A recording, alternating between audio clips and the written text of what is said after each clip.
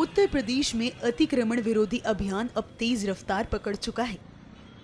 रोजाना कहीं न कहीं बुलडोजर गरज रहा है। अब इसी कड़ी में वाराणसी में भी बड़ी कार्रवाई देखने को मिली है। वाराणसी में प्रशासन ने सालों पुराने अतिक्रमण पर बुलडोजर चलाया है।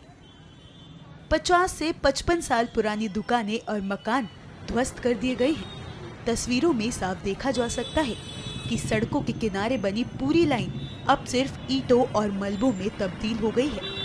ये 50-55 साल पुरानी दुकानें थी यहाँ पे और नोटिस आया हम लोग को तो तोड़ना पड़ गया हम लोग को पूरा ये। और इसमें कुछ नहीं तो 400 परिवार जुड़े हुए हैं और बाकी आपके सामने है सब कुछ कि रोड की दुकानें को तोड़ दिया गया। कितने लोग इसमें रोजी रोटी थी। अब महंत जी के ऊपर है कि आगे वो क्या करते हैं क्या नहीं करते हैं। अभी क्या कर रहे हैं आप?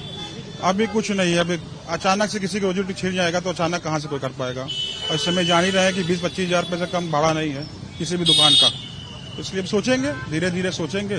बाकी महंत जी सोचेंगे क्या करना है क्या नहीं करना हम लोग को। खैर दिक्कत होती थी, जाम लगता था, भीड़ लगती थी, लेकिन कोई तरह मैनेज करके चला जाता है बस उसको। लेकिन तोड़ना उसका रास्ता नहीं था, कोई और रास्ता निकलता तो अच्छा होता हम लोग के लिए भी। रोड चौड़ीकरण और शहर के सुंदरीकरण, पब्लिक की आवागमन को ध्यान में रखते हुए हम इसका विरोध नहीं कर रहे हैं कि रोड का चौड़ीकरण हुआ और उसमें कुछ दुकानों का जो है हमें तिलांजलि देना पड़ा। हमारे व्यापारियों ने उसमें सहयोग किया। दुकानों को सरकार और एडमिनिस्ट्रेशन का सहयोग करते हुए हमने बिना विरोध किए भी दुकानों को खाली किया है। अंदर से बहुत भावुक है। हमारे सारे व्यापारी के घर में जो है आज एक ऐसी स्थिति है, माने वो कह लीजिए मातम की स्थिति है। लेकिन इसके बावजूद भी व्यापारियों ने दिल में पत्थर रख करके और एडमिनिस्ट्रेशन का सहयोग किया है और दुकानों को खाली किया है। दुकानें रात में तोड़ी गई है, लेकिन व्यापारियों के हमारी डिमांड है कि हमारे विस्थापन की व्यवस्था की जाए, हमारी रोजी रोटी की व्यवस्था की जाए।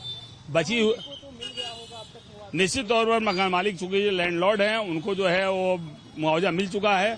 अब हम उनसे ये मांग करते हैं कि कम से कम इसमें जो एक कॉम्प्लेक्स बने और उस कॉम्प्लेक्स के अंदर जो दुकानें हैं, जिन व्यापारियों को दुकानें गई हैं, उनको एक एक दुकान जो है अलॉट किया जाए। छोटी बड़ी और नए रेटों पर ही अलॉट करें, पुराने रेटों पर न करें, लेकिन उनको जरूर जो है उनको ध्यान में रखें क्योंकि वो बरसों से जुड़े हुए हैं। एक नहीं दो 3 पीढ़ियां जो है उनके साथ जुड़ी हुई है, जिनका रोजी रोटी जिस पर जुड़ा हुआ है, उनकी दुकानें गई हैं और उनके घर में आज बहुत ही बदहाली की स्थिति है।